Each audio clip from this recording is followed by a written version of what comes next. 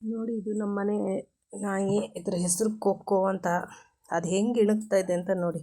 ಏನಕ್ಕೆ ಇಣಗ್ತಾ ಇದೆ ಅಂದರೆ, ನನ್ನ ಮಗ ಅಲ್ಲಿ ಪಕ್ಕದ ಮನೆ ಹತ್ರ ಆಟ ಆಡೋಕ್ಕೆ ಹೋದ.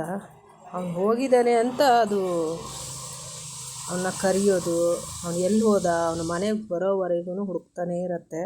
ನೋಡಿ, ಇಲ್ಲಿ ಸಂದಿಲ್ ಹಣ್ಕೋದಲ್ಲದೆ ಈ ಕಡೆ ಕಿಟಕಿನಲ್ಲೂ ಇಣಕಿ ನೋಡ್ತಾವನಲ್ಲ ಆಟ ಆಡ್ತಾ ಇದ್ದಾನೆ. ನೋಡ್ತೀವಿ, ಇಲ್ಲಿ ಬಂದು ಹಿಡಿಕ್ತಾ ಇದೆ. ಹೇಗೆ ಮಕ್ಕಳ ಥರ ಆಡುತ್ತೆ ಅಂದರೆ, ಅದೇ ಹೇಳೋದು, ಪ್ರಪಂಚದಲ್ಲಿ ಯಾವ ಮನುಷ್ಯನಿಗೂ ನಿಯತ್ತಿಲ್ಲ. ಪ್ರಾಣಿಗಳಿಗಿರೋಷ್ಟು ನಿಯತ್ತು. ಒಂದು ಸೆಕೆಂಡ್ ಕೂಡ ಅದು, ನಾವು ಊರಿಗೆ ಬಂದಾಗ ಒಂದು ಸೆಕೆಂಡ್ ಕೂಡ ನಮ್ಮ ಮಕ್ಕಳನ್ನ ಮಿಸ್ ಮಾಡ್ಕೊಳಕ್ಕೆ ಇಷ್ಟಪಡಲ್ಲ. ಅದು ಅವನ ಜೊತೆಗೆ ಕೂತಿರಬೇಕು, ಅವಳನ್ನ ಆಟ ಆಡಿಸ್ತಾ ಇರಬೇಕು, ಅದೇ ಇಷ್ಟ ಅವಳಿಗೆ. ಸ್ವಲ್ಪ ಒಳಗಡೆ ಹೋದರೂ ಕೂಡ ಕೂಗೋಕ್ಕೆ ಶುರು ಮಾಡ್ತಾಳೆ.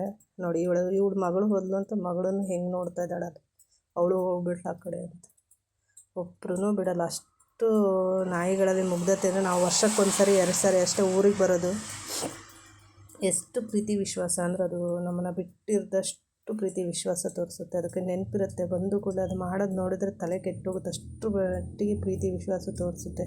ಮೈ ಮೇಲೆ ಹತ್ಕೊಂಡು ಕುಣಿಯೋದೆಲ್ಲ ಮಾಡುತ್ತೆ. ಇಲ್ಲಿ ನೋಡಿ, ಇಲ್ಲೊಂದು ಕುದುರೆ ಓಡ್ತಾ ಇದೆ. ನಮ್ಮ ಊರಲ್ಲಿ ಯಾರೋ ಸಾಕಿದ್ದಾರೆ.